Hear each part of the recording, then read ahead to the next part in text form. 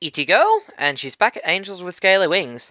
And I am honestly so relieved to be playing this game because I just spent the last hour or so finishing the Noid, and I have never yelled at something so much in a video series at all. So this is going to be nice and relaxing. I don't know if I really want to. I should probably keep seeing a Dean because, like, I want to get her storyline knocked out. But I haven't actually spoken with Remy or Bryce before. I don't know. I just like some kind of variety. Might as well meet with a Dean. See how Sporticus is doing? That must be her. Hey, Marley. Hey, Dean. Are you ready to go? Sure am. Can't wait to see everything the festival has to offer. Oh, I'm sorry if it came across that way, but I don't think we'll actually have much time to take part in the festivities. Oh, really? Yeah, I'll have to spend most of my time at the competition grounds. We'll arrive there early so I can check in and do my warm-up, and I'll still have to stick around after my performance to wait for the award ceremony. Well, I guess you don't have to wait with me. You could see the rest of the festival if you wanted to. That's out of the question. I'm here to spend time with you. The festival is not that important. Besides, we can always see something on one of the other festival days. True. We can even watch the big fireworks show at the end. Yeah, I've heard about that. Everyone keeps telling me how important it is for me to see. It's not that important, but if you have the opportunity, you should really go. I'm not sure if I'll be able to attend, but I'll gladly accompany you if I have the chance. Sure, so today's agenda is emotional support, and next time we can take in all the aspects of the festival. Sound good? Perfect. Alright, let's go then. It took a while for us to arrive at the festival, which had already begun by this point. The last of the booths that had lined the way was still being set up, but dragons of all shapes and sizes were already pouring in. Instead of walking directly through the festival, we stayed outside the established paths, heading towards the stage where the competition was going to be held. Eventually, we arrived at a rather large open-air area near the facility that had been roped off. At one corner of the building, a few flyers had already gathered. Maybe you should wait here while I get my number. Why? People might get the wrong idea if you show up in the registration line. Besides, they'd certainly stare and start asking all kinds of questions. Alright, I'll just stay here then. I'll be right back. After Dean had waddled off to the other flyers, I surveyed my surroundings idly. Beyond the big open area... Fuck, I'm really good at this today. Beyond the big open area... big open air area. That's why I kept fucking up. Open air area. Open air area. Seating had been provided, and I could already see a few people waiting for the competition to start. A few had even gathered on the roof of the building to watch from there. I'm back. Is that your number? She held up a piece of cloth with a large number printed on it. A few straps were hanging from it. What, this? No, of course not. This is Sporticus's number! Of course, sorry for the mistake. I'm one of the last to start, actually. Are we late? Nah, I guess the others had just arrived earlier to have more time to get ready. What do you think about the other competitors? I've seen most of them fly before. Some are really, really good. It doesn't seem like there are many newcomers here, though. So right now, I'm the odd one out. Maybe you could use that to your advantage. How so? Well, you know more about them than they do about you. Having a promising newcomer there might throw them off their game. I'm not so sure about that. After all, it's not as if any of our already choreographed performances would change based on what others do now. Each of us just tries to do their best. Most of them are seasoned flyers, so they already know how to deal with that kind of pressure. If anything, I'm the one who might get nervous and mess up. Well, I love your fucking positivity there. I do have one advantage, though. I'm still pretty young, and this is a sport with a great amount of wear and tear. There comes a certain point in time when you just can't perform as well anymore as you used to. Many complicated maneuvers can only be performed by younger athletes. The older ones can make up for it by using their experience with the better execution of easier moves. In the end, a daring newcomer like me could surprise the audience and the judges with something new and unexpected, which is exactly what I plan to do. How good do you think your chances are? With a bit of luck, I might even be able to win. This is just a local competition after all. But you know what? Just being here right now and performing in front of so many people is a win for me. People will know me, and I'll probably get a mention somewhere in a local paper. I've trained for years and my application to compete finally got accepted. Application to compete. Now I just have to make the most of it and I'll be happy. I can still hardly believe that I'm here. This is the moment I've worked so hard for. Fuck, Molly, you're off your game. And I'll be watching ya. Oh, stop it, you're making me nervous. Sorry. Can you help me with this? She spread out her wing, and only then did I notice that her shoulder joint was tightly bandaged. What's that for? It's just a trainer bandage to stabilize my shoulder after that little blunder you witnessed last time. We can't fly with these in the competition, though, so I'll have to take it off. Okay.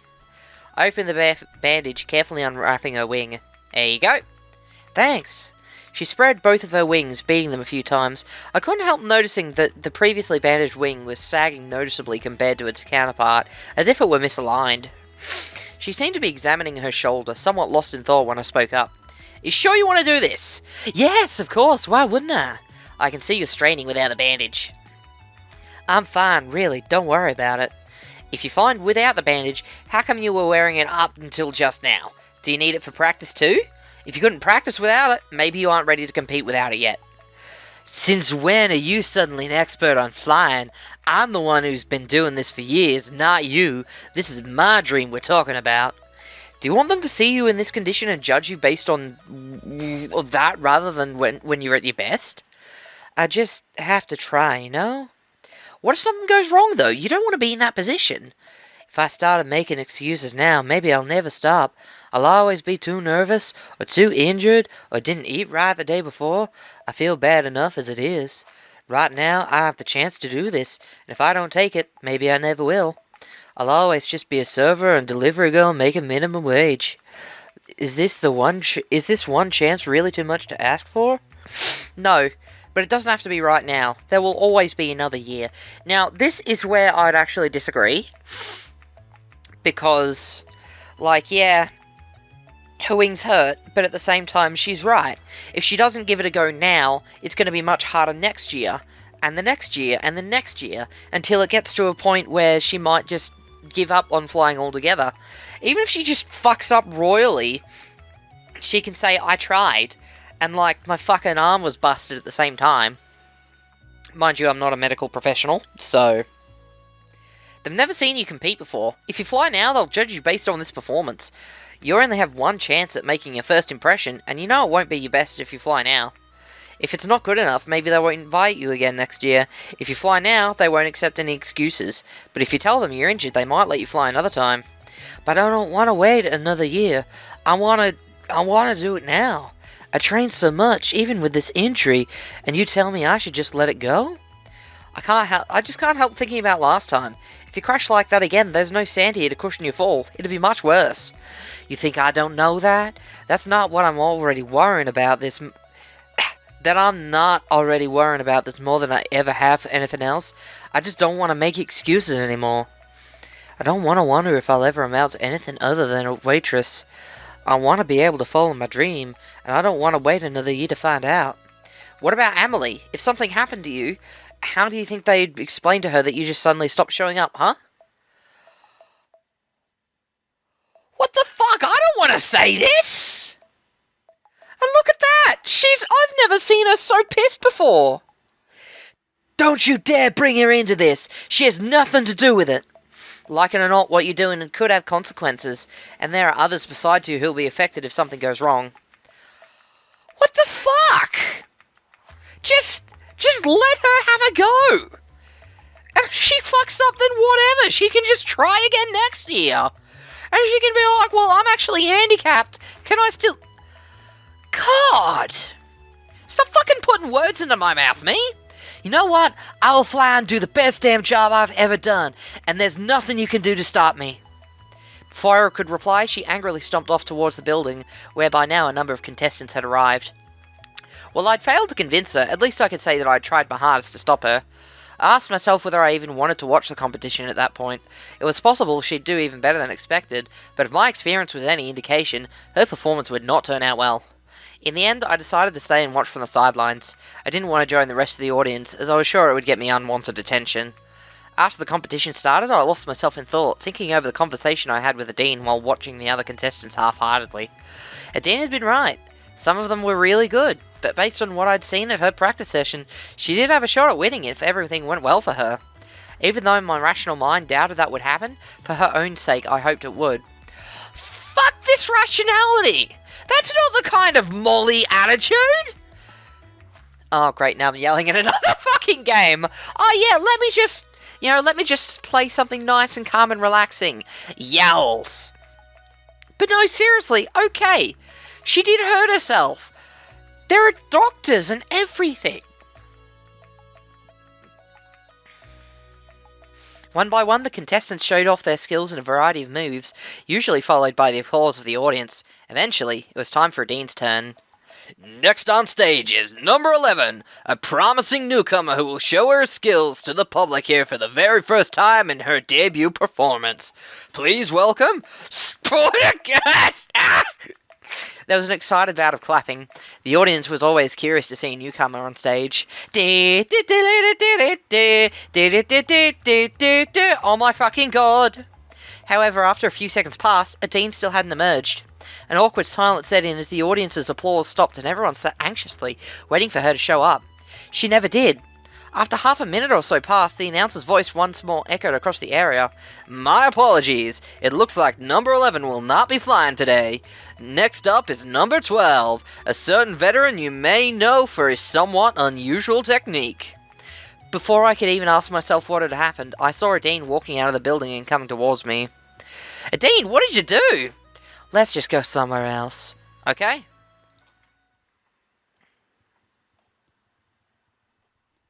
What the fuck happened? We walked away from the festival and sat down under a tree in the outskirts of town. As the competition was already nearly over, the darkness had already set in. Here should be good. So what made you reconsider? You were right with everything you said. When I was inside and had a bit of time to cool off, I realized I didn't want to do it like this, even if I'd have to wait another year. How do you feel now? Oh, people singing. That's weird. Where was I? I know it was the right thing to do, but I can't help thinking that I just came so close, that I could have done it if it hadn't have been for that stupid accident. You'll have another chance, I promise. Don't make promises you can't keep. Yeah, that's something I never do. I rarely make promises. I only make promises if I know that I can keep them, because I don't want to break promises. Because, I don't know. It could just be my rule-based mindset, but promise breaking is like, it's scary. It's like, no, I don't want to do that. Hey, Marley, look at the sky. Can you see that light? The one that looks a bit brighter than all the others?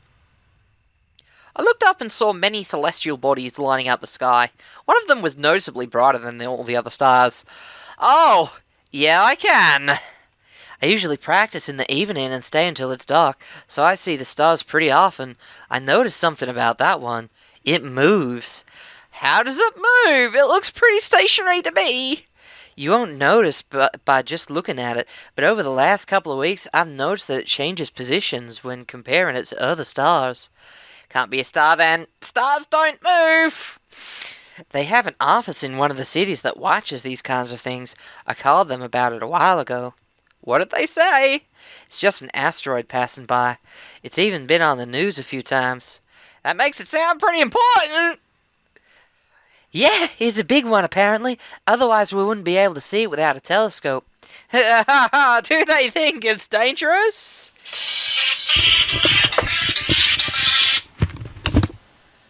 Hello? Phone calls, am I right? Right, where was I? Why would it be? I don't know. It could hit the moon, or something like that. They assured me it's not going to happen. They said calculating the paths of celestial bodies is a very complicated science, and not really an exact one. They know it's not going to hit the moon, but they're watching to make sure it passes safely. Not that just watching it would make a difference. They don't really know anything more. Apparently they're also really underfunded. The council doesn't see the need to waste people's time and money to look into the sky all day. That's strange, don't you think? It used to be a pretty important job, but over time the funding got less and less until only this token office in our biggest city was left. I see! It's such a shame, since the whole institution was based on our creation story. In what way? In one of the stories, our creator told us to watch the skies. How religious are you really? What exactly do you mean? Well, dragons have these myths about humans. How many of them do you actually believe are true? Oh, I believe all of it. I just love reading all the stories, theories, and all that. Why is that? Well, I think there's a lot we can learn from it. Much of our society is based on it, including our laws and traditions. I see. Can I ask you a question? Sure, go ahead. What would you think if I told you that I'm a time traveler from the future? Hey, don't joke about something like that. Why not? Because I'd believe you. Besides, if you were really a time traveler, I'd think that you'd come from the past, like the time when we were created. Really? Why is that? Because that's the only time in our history where we know of humans ever being here. If you came from the future, that would mean humans were to show up at some point in our future history, and I'm not sure how or why that would happen. Wouldn't that mean that I was your creator? Well, not necessarily. There could have been other humans around, right? Your myths only mentioned one, though. Yeah, but people speculate, trying to find explanations for those old myths. I don't know what my character's trying to get at. Maybe there were more humans around and they just died, or the creationers rebelled and killed them. Others say they fled across the ocean. We just don't know. What do you think? I don't know. I like reading about all the theories and trying to piece the puzzle together myself.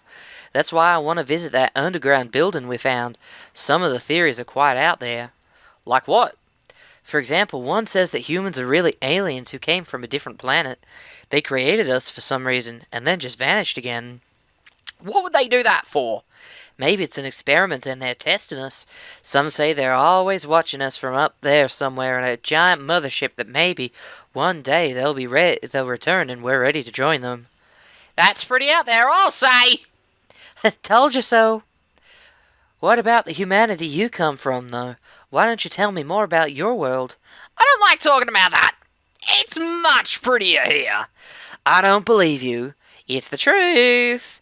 I believe it when I see it with my own eyes. I'd love to visit your world. I don't think it would be a good idea for us to visit it right now. Why not? Do you know what our world is like? Are there any rumors about that? Not really. There hasn't been much speculation about that yet. Of course, we're curious, though. Next time, we want to send one of our ambassadors into your world to make it even and all that. I'm not sure if that's a good idea. Why don't you just fucking be open about it? There's no classified thing about it. Adina's like your most closest trusted friend. For fuck's sake, Molly! Don't be so negative. I'm sorry, it's not up to me to determine the best course of action. I'm just a lowly ambassador after all. Not quite as lowly as a waitress with nothing more than high aspirations. Maybe it's time for me to go home. I would walk you, but I guess you'd be faster if you flew. Nah, I'd rather not without the bandage. Are you serious? And you were going to do your performance like that? Like, what happened? What happened? The character used to be me doing stupid things like fucking breaking a carton of eggs on the floor, or like fucking taking an entire bottle of medication. And now we're like, oh no, I don't think it's a good idea for you to fly. Oh no, everything's bad. It's like, I don't know, being able to name the ambassador after myself is like, I was honestly expecting them to be me, not me playing them. So, like, I don't know. I guess the ambassador is the ambassador. Ugh. Anyway, I know I shouldn't have tried. You don't have to bring that up again. I'm sorry. For what it's worth, I think you made the right decision in the end. Yeah, because you made my decision. Thank you. Shall we go then? Sure. There we are. Do you want to come in for a bit? Would be a shame for you to have come all this way for nothing. Sure. She opened the door, wiping her feet on the doormat before she went inside. Can I offer you something to drink, maybe? Nah, thanks, I'm good. How about some TV? That could be interesting. I haven't watched TV in ages, and I don't have one in the apartment. You're right. You've got a pretty decent apartment, but they didn't provide a TV. I wonder why. Maybe they wanted to avoid culture shock or something like that. You got a shelf full of books, though. Why would books be fine but not a TV? I suppose when they give me books, they know what I'm going to read, but on the TV, they can't really regulate the content I'm going to see. At least if TV works the same way as ours used to. That's true. Maybe they just thought your time would be better spent elsewhere. I guess, if they didn't want me to watch TV, they certainly never told me. Actually, there is a series going on right now at the moment that might be pretty interesting to you. What is it? Well, I'm not going to tell you. Do you want me to put it on or not? Sure, let's do it. Adine turned on the TV and a brief flicker appeared on the screen before...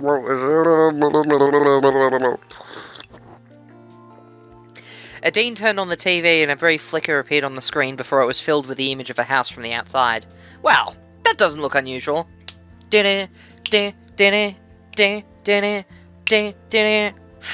not unusual. Just wait a bit. The camera cut to the inside of the home while the chattering of small talk could be heard. Then some figures entered the living room on the screen. They were grotesque, malformed creatures with rather cartoony proportions, covered in odd lumps all over their body. They all shared the same odd skin tone. What, is that my artwork? It was clear to me that these figures were played by actors in obviously fake, bulky costumes that reminded me of mascots. Furries! What are those? Humans. Humans? That's the name of the series. It's a typical sitcom about a contemporary family as we would expect it, but the twist is that everyone is human. And then I realised why I hadn't been able to identify the creatures on the screen as humans. They were all naked. Since the dragon's concept of clothing was different, they'd applied their own principles when creating the series. It was quite bizarre to see a typical family sitcom where all the characters were in obviously fake costumes, and also happened to be naked. Do you like it? It's one of my favourites. While it is a sitcom, it manages to address serious and deep issues fairly often, which I don't think would be as effective if we weren't watching them through the lens of this alternate reality. This one isn't a bad episode, but it's already nearly over. I guess there's no point in just watching the ending. True. By this point, the credits were already rolling, and Odine turned off the TV again. What did you think? Let's just say that if a human looking like that suddenly showed up in our world, people would probably run away screaming. They don't look that bad. Sure, it's impressive if we consider what they had to work with. There's a few things they got wrong. Like what? One, humans mostly wear clothing, and secondly, we don't have tails. Oh, those are just small details. The series is still good, though. Is it popular? For sure, many people love it. I see. I hope they aren't too scared of me when they see how different I am, though. I didn't run away screaming when I first met you, did I? True, but I was giving you money. Now that you're already here, there's something you could help me with. What is it? Well, it'd be a huge favour to ask, and it's kind of embarrassing. Ho ho ho! You know what? I think I'm going to leave this on a cliffhanger. Actually, what time is it? What fucking time is it? Oh yeah, it's probably time for a break. I am going to leave this on a cliffhanger. So, next time we'll find out what the embarrassing favour Adine is asking us for. Find out what the embarrassing favour is that Adine is asking us for. Okay, bye!